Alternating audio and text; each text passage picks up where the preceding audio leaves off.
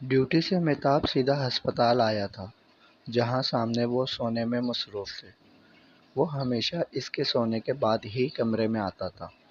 1 مہینہ ہونے والا تھا اور اب تک وہ اس کے سامنے نہیں گیا تھا۔ دونوں ہاتھ گال کے نیچے لیے وہ کروٹ لے کر سو رہی تھی۔ اس نے آہستہ سے کیپ اٹھا کر اس کے پیروں میں رکھا، ہلکے انداز سے اسے چھوا۔ "ایم سوری، میں جانتا ہوں بہت دیر لگا دی نہ آنے میں۔ میں تمہاری معافی کے قابل نہیں، پر ہو سکے کرنے کی کوشش کرنا۔ رخ زندگی نے موڑ لیا کیسا، میں نے سوچا نہیں تھا کبھی ایسا۔ آتا نہیں یقین کیا سے کیا ہو گیا، تم سے میں بے وفا کس طرح ہو گیا۔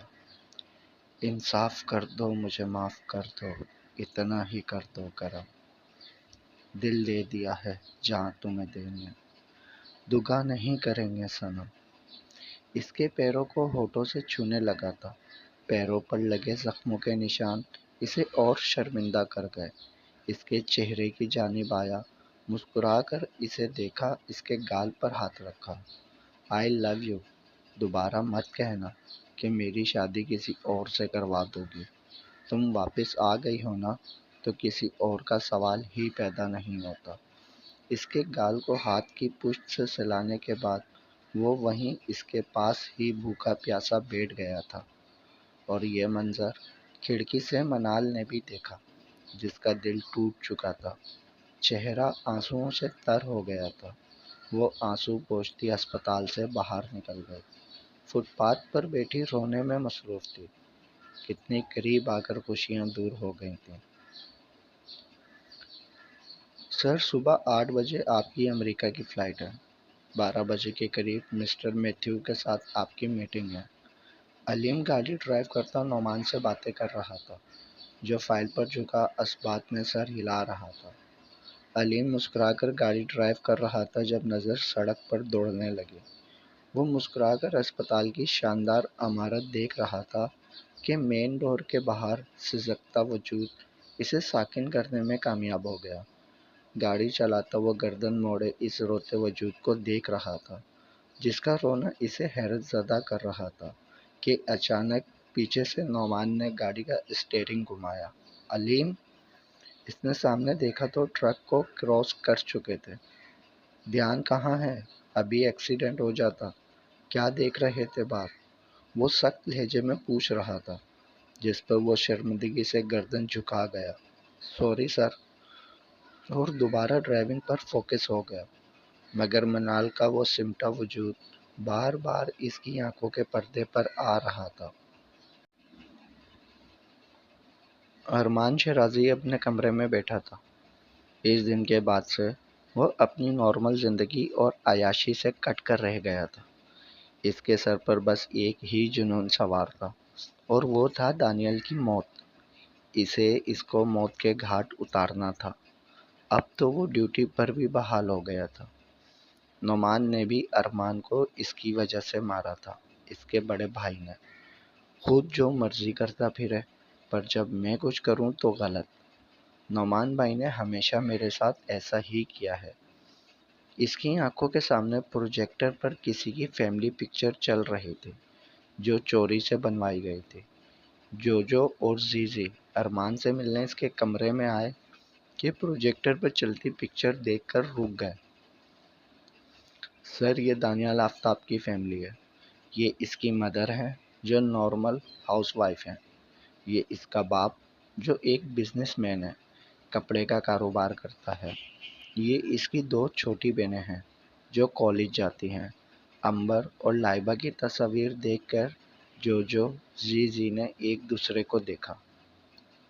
"بہت گرمی ہے نا اس کے خون میں۔ بہت مارا تھا سالے نے مجھے۔ اب اس کی تڑپنے کی باری۔ اٹھا لو اس کی بہنوں کو اور چھوڑاؤ کسی کوٹھے پر"۔ ارمان کی بات سن کر جوجو زیزی کے دل کو کچھ ہوا تھا، پر وہ نظر انداز کر گئے۔ پھر ایک پلان ذہن میں بنایا اور جوجو ارمان سے مخاطب ہو گیا۔ "اور اگر ماموں یہ لڑکیاں اپنی مرضی سے یہاں آ جائیں تو"۔ ارمان نے سگریٹ دانتوں تلے دبا کر انہیں دیکھا اور بھویں اچکا دیں۔ "ہم لائیں گے"۔ ہمارے ساتھ پڑھتی ہیں۔ آپ کو دانیال سے بدلہ لینا ہے، ہم آپ کی مدد کریں گے۔ مطلب تم دونوں انہیں ٹریپ کرو گے؟ جس پر انہوں نے اسبات میں سر ہلا دیا۔ تو ٹھیک ہے، کرو، تو میں تم دونوں کو گنز گفٹ کروں گا۔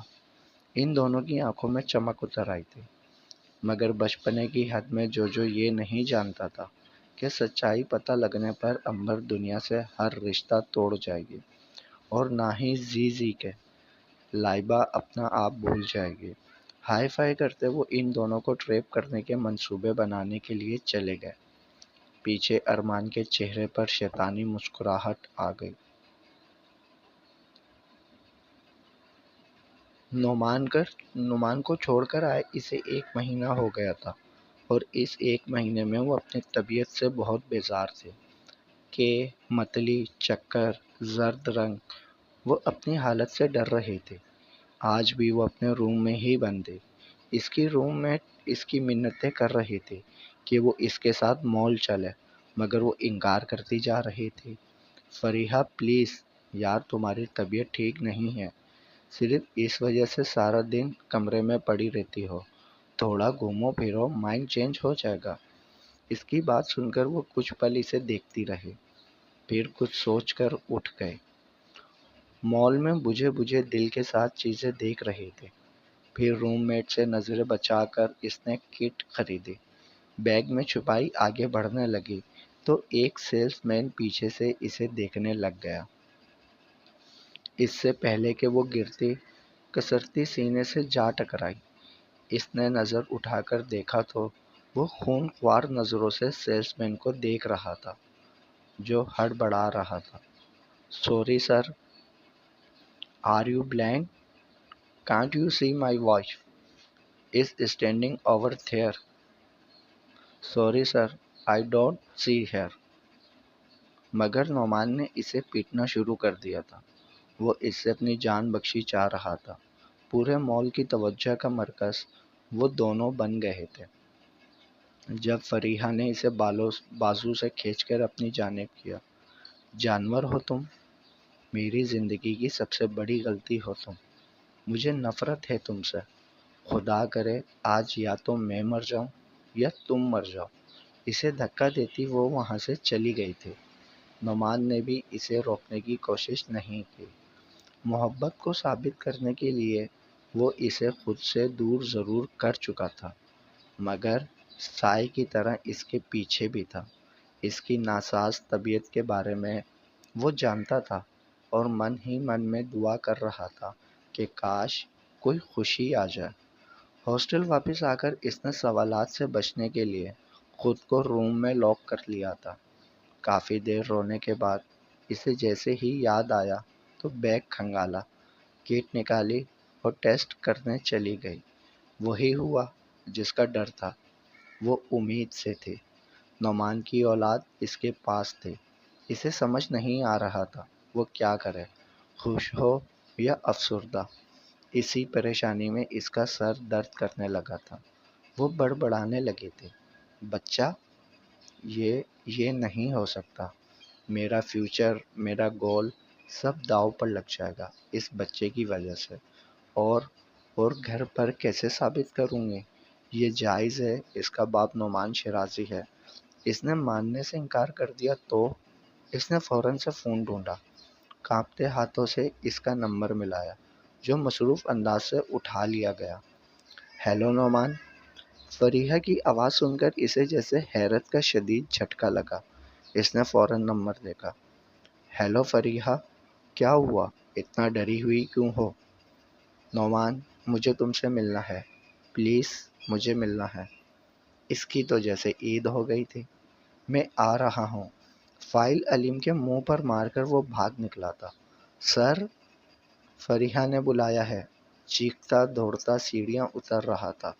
پیچھے علیم مسکرا دیا۔ وہ اسٹیئرنگ پر انگلیاں بجا رہا تھا جب وہ اسے آتی دکھائی دی۔ وہ ایک دم نیچے اترا۔ گرے 3 پیس، بلیک شوز، جیل سے سیٹل بال اور باریک مسکراتے ہونٹ۔ فریحہ کے دل نے ایک دھڑکن تو ضرور چھوڑی ہوگی۔ اس کی سائڈ کا دروازہ کھولے وہ باوقار انداز سے کھڑا تھا۔ بنا اس پر دوسری نظر ڈالے وہ گاڑی میں بیٹھ گئی۔ وہ گاڑی میں بیٹھا اور چہک کر اسے دیکھا۔ آئی نو اٹ، تم بھی مجھ سے اتنا ہی پیار کرتی ہو جتنا میں کرتا ہوں۔ تم رہ ہی نہیں سکتی میرے بغیر۔ تم فکر مت کرو، میں مرزا کو خود منا کہیں اور چل کر باتیں کریں۔ ونڈو سے باہر دیکھتے وہ بس اتنا ہی بولی تھی۔ نعمان کے ہونٹ سکڑ گئے۔ کچھ دیر بعد وہ کسی ریسٹورنٹ میں موجود تھے اور وہ سوالیہ نگاہوں سے اسے دیکھ رہا تھا، جسے سمجھ نہیں آ رہی تھی کہ بات شروع کیسے کرے۔ فریحہ، کیا بات ہے؟ اس نے نظر اٹھا کر اسے دیکھا، پھر نظر جھکا لی۔ نعمان، میں پریگننٹ ہوں۔ اس کی بات پر وہ چند لمحے اسے دیکھتا رہا، پھر اچانک اٹھ کر چلا گیا۔ فریحہ نے زور سے مکہ ٹیبل پر مارا۔ مجھے پتا تھا یہ کبھی ایکسیپٹ نہیں کرے گا۔ اب آ کر کہے گا ابورشن کروا دو۔ مجھے نہیں چاہیے یہ بچہ۔ ہاں تو مجھے بھی نہیں چاہیے۔ میں کیوں ایک اولاد کی ذمہ داری ابھی سے خود پر مسلط کر دوں؟ میرا کردار سوالیہ نشان بن جائے گا، میرا فیوچر گول سب۔ تو ٹھیک ہے نعمان شیرازی، اگر تمہیں یہ بچہ نہیں چاہیے تو میں بھی اس جنجال میں نہیں پڑوں گی۔ وہ اٹھنے لگی کہ وہ دوبارہ آ کر بیٹھ گیا، مسکرا کر اسے دیکھا اور نظریں جھکا گیا۔ اس کے انداز سے وہ الجھ سی گئی تھی کہ کچھ دیر بعد ریسٹورنٹ کا پورا اسٹاف اسے گلاب کے پھول دینے لگا تھا۔ آرکیسٹرا پہ بہت ہی خوبصورت رومانٹک دھن بجنے لگی تھی۔ ڈھیروں غبارے اس کے ارد گرد اڑنے لگے تھے، سب اسے مبارکباد دے رہے تھے۔ نعمان اپنی کرسی سے اٹھا، اس کا ہاتھ تھاما اور ریسٹورنٹ کے بیچوں بیچ لے آیا اور گھٹنوں کے بل ہو گیا۔ Thank you so much my love giving me the most beautiful news of my life that I am going to be father very soon. پورے ریسٹورنٹ میں ہوٹنگ اور تالیاں بج رہی تھیں، مگر فریحہ خوش نہیں تھی کہ نعمان شیرازی ایک کرمنل نے اس بچے کو ایکسیپٹ کر لیا۔ تم نے مجھے وہ خبر دی ہے جس سے بڑھ کر شاید اس دنیا میں کوئی خبر نہیں ہوگی۔ میں نے سوچا بھی نہیں تھا اللہ پاک اتنی جلدی مجھ پر رحم کر دیں گے، مجھے اولاد جیسی نعمت سے نوازیں گے، اور یہ سب تمہاری وجہ سے ہوا ہے۔ جب سے تم میری زندگی میں آئی ہو تب سے بس کامیابی ہی کامیابی مل رہی ہے۔ میری ہر ڈیلنگ بغیر کسی پرابلم کے ہوتی جا رہی ہے۔ میرا بینک بیلنس انکریز ہوتا جا رہا ہے، اور آج میری لائف میں ایک ممبر بھی انکریز ہو گیا۔ آئی لو یو سو مچ۔ اس کے ماتھے پر موسا دینے کے بعد وہ اسے زور سے گلے لگا گیا تھا، مگر فریحہ کے دماغ میں طوفان آیا پڑا تھا۔ نہیں نعمان، مجھے یہ بچہ نہیں چاہیے۔ یہ مجھے وہ وقت یاد دلائے گا جب تم نے میرا یقین جیت میرے جذبات کے ساتھ کھیلا تھا۔ نو۔ وہ آزاد ہونے کے لیے مچلنے لگی تو اس نے چھوڑ دیا۔ باقی سب کو اپنا کام کرنے کا کہہ کر وہ خود بھی ٹیبل پر آ گئے تھے، جہاں بڑا سا چاکلیٹ کیک پڑا تھا۔ اس کی پشت کو سینے سے لگائے، ایک ہاتھ اس کے گرد باندھے، دوسرے ہاتھ سے اس کا ہاتھ پکڑے وہ کیک پر چھری چلا رہا تھا۔ کیک کھانے کے بعد وہ ٹیبل پر بیٹھ کر اسے دیکھنے لگا، جس کے چہرے پر حیا کی لالی کے ساتھ پریشانی بھی تھی۔ فریحہ، کوئی پرابلم ہے؟ ڈاکٹر نے کیا کہا؟ کوئی کمپلیکیشنز ہے؟ تم نے چیک اپ کروایا؟ ابھی چلیں یا میں ڈاکٹر کو فلیٹ میں؟ نعمان، مجھے بچہ نہیں چاہیے۔ فریحہ کے ہاتھوں پر نعمان کی گرفت ڈھیلی پڑ گئی، چہکتا چہرہ اتر گیا۔ وہ حیرت سے اسے دیکھنے لگا۔ I'm sorry Nauman, but I don't want this baby. مجھے نہیں چاہیے۔ ابھی میں اس کی کیئر کرنے کے لیے، اسے سنبھالنے کے لیے تیار نہیں ہوں۔ میں نہیں کر پاؤں گا۔ تو تم اکیلی کیوں سنبھالو گے؟ ہم مل کر سنبھالیں گے۔ ہم کل ہی پاکستان چلے جائیں گے۔ مرزا اور میرے درمیان جو ایشوز ہیں وہ میں کلیئر کر لوں گا۔ بھائی جان لے لیں گے میری۔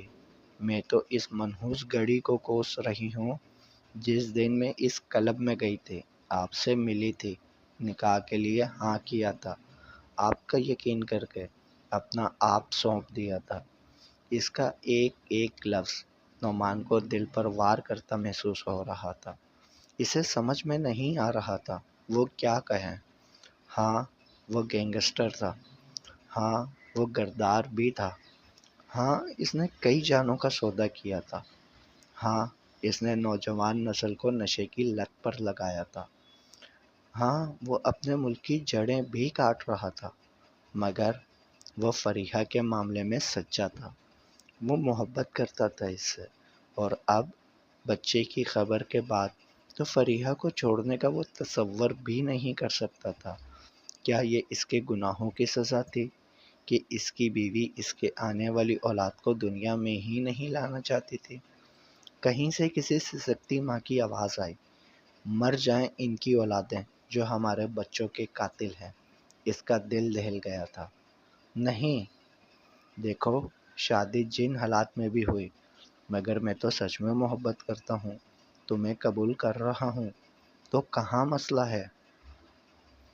مسئلہ تم ہو، تمہارا کردار ہے، تمہارے میرے بھائی سے دشمنی ہے، تم ایک کرمنل ہو، اور کرمنلز کی فیملیز نہیں ہوتی، اس لیے میں ابورشن کروانے والی ہوں۔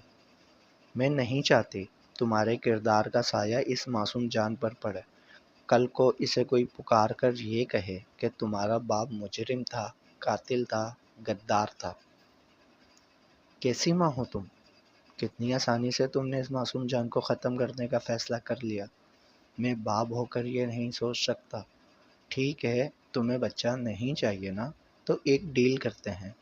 9 ماہ، صرف اتنا وقت فریحہ نعمان شیرازی بن کر گزار لو، پھر میں تمہیں آزاد کر لوں گا۔ میرے لیے میں اور میرا بچہ بہت ہوں گے، بولو منظور ہے؟ فریحہ نے حیرت سے اسے دیکھا۔ اس کنڈیشن میں اپنی فیملی کے پاس تو میں جا نہیں سکتی۔ تو ٹھیک ہے، صرف 9 مہینے، اس کے بعد سب ختم۔ وہ اپنا فیصلہ سناتی اٹھ کر چلی گئی، اور پیچھے وہ ٹیبل پر سر رکھے اسے جاتا دیکھتا رہا تھا۔ تو جاتا ہے تو بے ساختہ میری آنکھیں ہاتھوں کی لکیروں سے الجھ جاتی ہیں۔ مرزا گھر واپس آیا تو ہمیشہ کی طرح ہیر اس کا انتظار کر رہی تھی۔ صبح ناشتے پر بھی وہ اس کا سامنا نہیں کر پائی تھی، اور اب بھی وہ شرمندہ کھڑی تھی جو کل رات ہوا تھا، اس وجہ سے کہ کیسے وہ اتنے کرخت لہجے میں بول گئی۔ اسے دیکھ کر مرزا کے غصے کو ابال آ گیا تھا۔ غصے سے نوچنے کے انداز سے وہ شوز اتار رہا تھا جب وہ پانی لے کر آئے، جو اس نے نظر انداز کر دیا، مگر وہ لیے کھڑی رہی بغیر کچھ بولے۔ پھر آخر وہ اکتا کر بولا، لاؤ میرے سر پر ڈال دو۔ جو تمہارے کزن نے میرا دماغ گرم کیا ہے، ہو سکتا ہے ٹھنڈا ہو جائے۔ وہ کہیں کا غصہ کہیں نکال رہا تھا۔ وہ سہم کر پیچھے ہو گئی۔ کون کزن؟ کون کزن؟ تمہارا عاشق، اور کون؟ جانتی ہو کیا کیا ہے اس نے؟ عمل کے ساتھ زیادتی کرنے کی کوشش کی ہے اس نے۔ ہیر کے ہاتھ سے گلاس نیچے گر گیا تھا۔ وہ شوک ہو گئی تھی۔ نہیں، ایسا نہیں ہو سکتا، آپ کو کوئی غلط فہمی ہوئی ہے، دائم ایسا نہیں کر سکتا۔ واہ کیا جوڑی ہے نا تم دونوں کی۔ وہ کہتا ہے ہیر کو خوش مت کرنا، وہ دکھوں کی ماری ہے، اور تم کہتی ہو وہ ایسا نہیں کر سکتا، وہ پاک باز ہے۔ کتنے اچھے سے جانتے ہو نا تم ایک دوسرے کو۔ تو میں کیا کر رہا ہوں بیچ میں؟ اس کا بازو دبوچتا ایک دم وہ اسے اپنے قریب کر گیا تھا، جیسے حق جتا رہا ہو کہ تم تو میری ہو، اس کا نام کیوں لے رہی ہو؟ ہیر آنسوں سے بھری شکوہ کناں نظروں سے اسے دیکھ رہی تھی۔ بابو، دائم میرا چھوٹا بھائی ہے، میں اسے اچھے سے جانتی ہوں۔ مجھے نہیں پتا آپ کو کیا غلط فہمی ہوئی ہے، مگر دائم نے آج تک مجھے کبھی غلط نظر سے نہیں دیکھا، اور مجھے یقین ہے وہ ایسا کبھی نہیں کر سکتا۔ اس کی بات سن کر اس کا غصہ اور بڑھ گیا تھا۔ اس نے بازو پر گرفت اور مضبوط کر دی تھی۔ تو ٹھیک ہے، تمہارے یقین پر یقین کر لیتے ہیں، تو عمل جھوٹ بول رہی ہے؟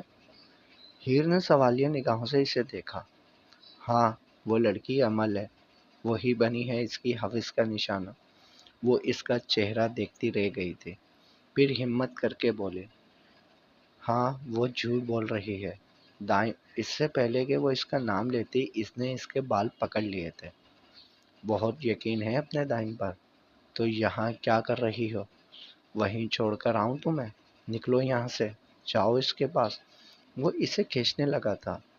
بابو ایسا کچھ نہیں ہے، مجھے گھر سے مت نکالے، میں دائم کا نام نہیں لوں گی۔ مگر اسے باہر نکالنے کے بعد اس نے منہ پر ہی دروازہ بند کر دیا تھا۔ دروازہ کھولیں بابو، مجھے معاف کر دیں، میں اب دائم کا نام نہیں لوں گی، دروازہ کھولیں۔ وہ وہیں نیچے بیٹھتی جا رہی تھی اور وہ خود کمرے میں جا چکا تھا۔ جب انسان کے دماغ پر غصہ سوار ہو تو اس کی تمام حسیات معطل کر دیتا ہے۔ وہ کمرے میں بھی غصے میں پھنک رہا تھا۔ وہ باہر دہائیاں دے رہی تھی مگر وہ انگلیاں کانوں میں ٹھونس کر بیٹھا تھا۔ گزرتی رات کے ساتھ ہوا میں کھنکی بڑھتی جا رہی تھی۔ وہ کبھی اپنے بازو اپنے گرد لپیٹتی تو کبھی شیفون کا دوپٹہ، کبھی گھٹنے سینے سے لگاتی۔ گھٹنوں میں سر دیے بچپن کا ایک منظر آنکھوں کے سامنے آ گیا۔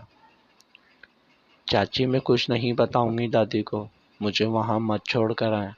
7 سال کی ہیر کو رات کے گھپ اندھیرے میں اس کی چاچی فصلوں میں لے کر جا رہے تھے۔ رات تجھے گیدڑ کھائیں گے نا تو تو چگلی لگانے کے قابل ہی نہیں رہے گی۔ کماد کے بیچوں بیچ اسے کھڑا کرنے کے بعد وہ جانے لگی۔ جب وہ ان کے پیر پکڑنے لگی، چاچی مجھے بھی لے جائیں، مجھے ڈر لگ رہا ہے۔ مگر وہ پاؤں چھڑا کر وہاں سے چلی گئی۔